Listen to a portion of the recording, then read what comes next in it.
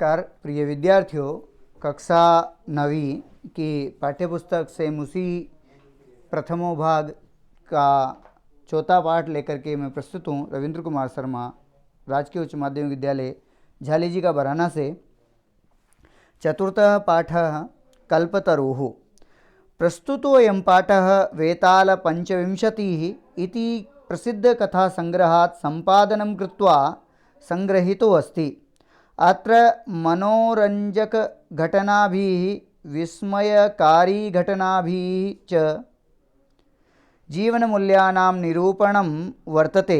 अस्य कथायाः पूर्वकालतः एव स्वगृह उद्याने स्थित कल्पवृक्षेण जिमुतवाहनः लौकिकपदार्थान् न याचते, अपितु स सांसारिकप्राणिनां दुःखानि अपाकरणाय वरं याचते। यतो हि लोकभोग्याः भौतिकपदार्थाः जलतरङ्गवद् अनित्याः सन्ति। अस्मिन् संसारे केवलं परोपकारः एव सर्वोत्कृष्टं चिरस्थायी तत्त्वम् अस्ति। अनुवादः।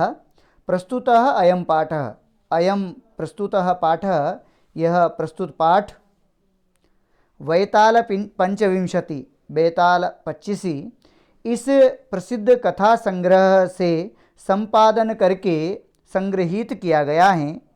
संपादन कृत्वा संपादन करके संग्रहित अस्ति, संग्रहित किया गया है, लिया गया है।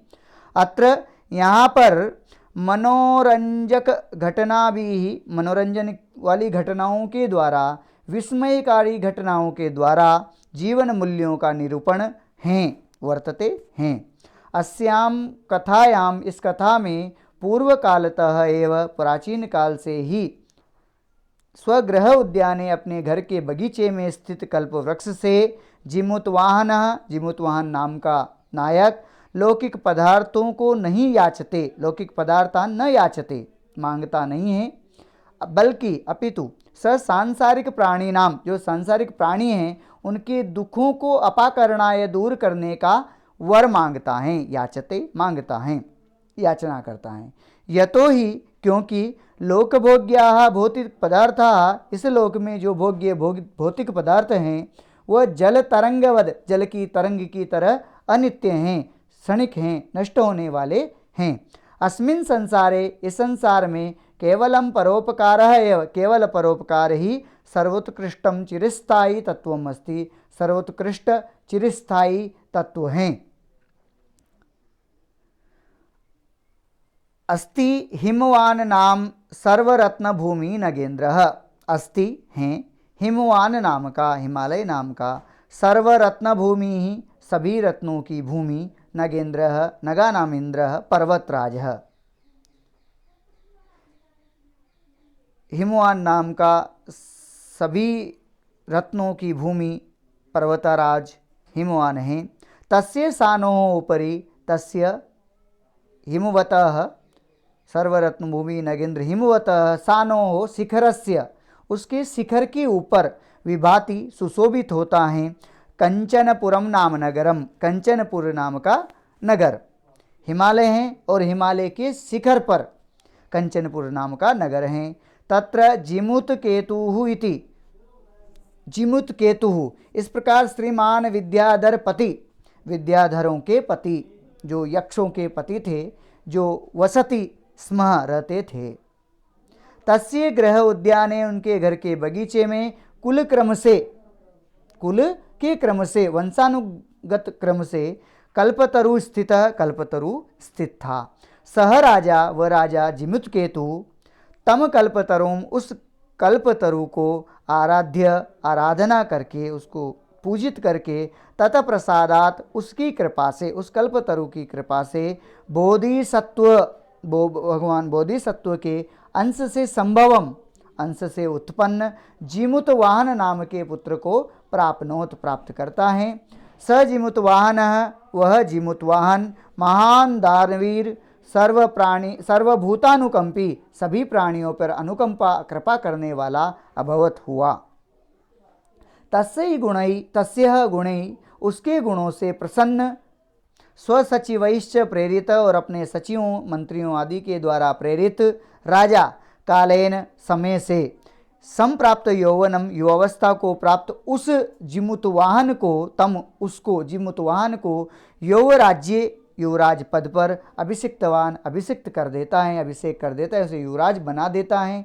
कदाचित कभी हितैषिणः पितृमंत्रिणः, कभी हितैषी पितृमंत्री पिता के मंत्रियों के द्वारा यवराज्य पद पर स्थित सह जिमुतवाहन, मंत्री जो थे पिता के मंत्री, वो यवराज्य पद पर स्थित तम जिमुतवाहन को, उस स्थित जिमुतवाहन को उक्तवंत कहते हैं, कहा उन्होंने, क्या कहा, युवराज यह अयम सर्व कामदः कल्पतरु तव उद्याने तिष्ठति स तव सदा पूज्यः।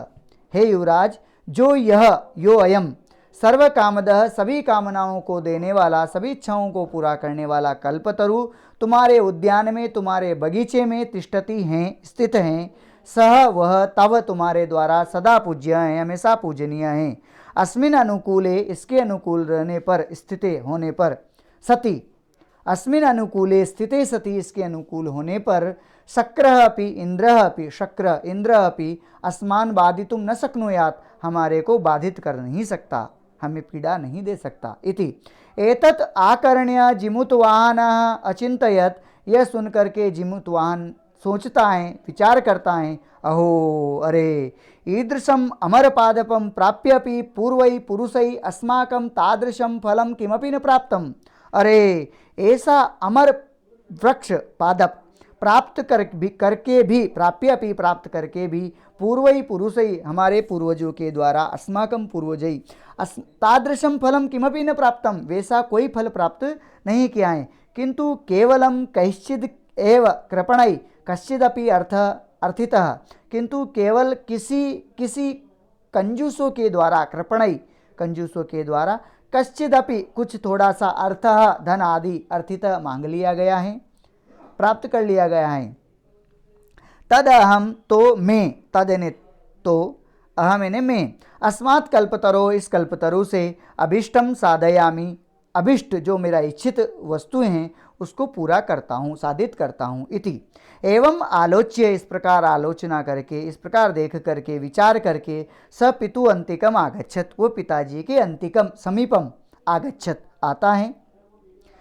आगत्य च सुखमासीनम पितरम एकांते निवेदयत, आगत्य आकर के, सुखासीन पर स्थित, सुखासीनम पितरम, सुखासीन सुखपूर्वक बैठे हुए पिताजी को एकांत में निवेदयत, निवेदन करता है, निवेदन किया। तात तुम तू जानासी एव, तुम तो, आप तो, जानासी एव जानते ही हो, एव ही, यदस्मिन कि इस संसार सागर में आशरीरम, यदस्मिन संसार सागरे आशरीरम इदम सर्वम धनम वीचिवत चंचलम, इस संसार सागर में आशरीर, शरीर के साथ ही, इदम सर्वम धनम, ये सारा धन, इदम यह, सर्वम सारा, संपूर्ण, धन वसु इत्यादिकम, वीचिवत तरंगवत चंचलम, चलायमानम अस्ति, चल है, अचल नहीं है, मतलब नष्ट होने योग्य हैं।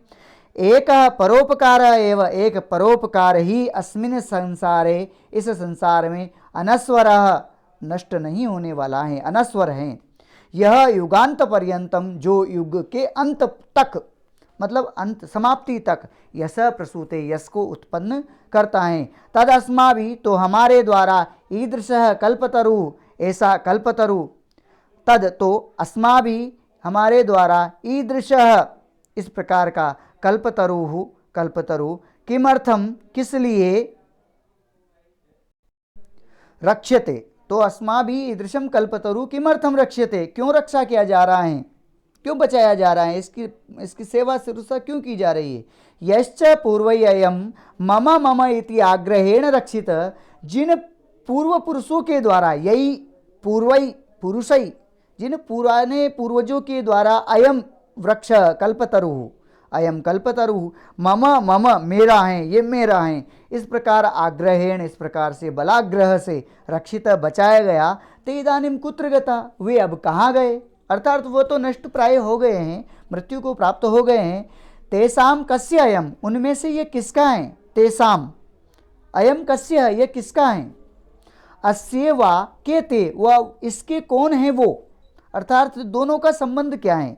तस्मात् परोपकार एक फल सिद्धये, एक परोपकार ही फल सिद्धि के लिए, परोपकार की एक फल सिद्धि के लिए, चतुर्थी है। तस्मात् परोपकार एक फल सिद्धये, एक परोपकार रूपी फल सिद्धि के लिए त्वदाज्ञया, त्वद तुम्हारी आज्ञया, आज्ञा से, एवं कल्पपादपम, इस कल्पपादप की, इस कल्पतरु की आराधना करता हूँ, आराधयामि, आराधना करता हूँ। अथ पित्रा तथा इति अभ्यनुज्ञातः, पिताजी के द्वारा तथा वैसा ही करो, इस प्रकार से अभ्यनुज्ञातः आज्ञा को प्राप्त किया गया, वह आज्ञा प्राप्त करने वाला, वह जिमुतवान, सजिमुतवान कल्पतरुम उपगम्य उवाच, कल्पतरु के समीप जाकर के, उपगम्य समीप जाकर के, उवाच बोला, देव, हे देव कल्पतरु, त्वया अस्मत् पूर्वेषाम अभीष्टाः कामा पूरिताः, त्वया तुम्हारे द्वारा, अस्मत् पूर्वेषाम हमारे पूर्व पुरुषों के, हमारे पूर्वजों के जो अभिष्ट काम थे, इच्छित कामनाएं थी, वो पूरी की गई। तत्तो मम एकम कामम पूरय, तो मेरी एक कामना को, एक इच्छा को भी पूरा कर दो। इस प्रकार से वो निवेदन करता है, यथा पृथ्वीम अदरिद्राम पश्यामि तथा करोतु देव, जिस प्रकार इस पृथ्वी को अदरिद्रा, दरिद्रताहीना, धनहीना,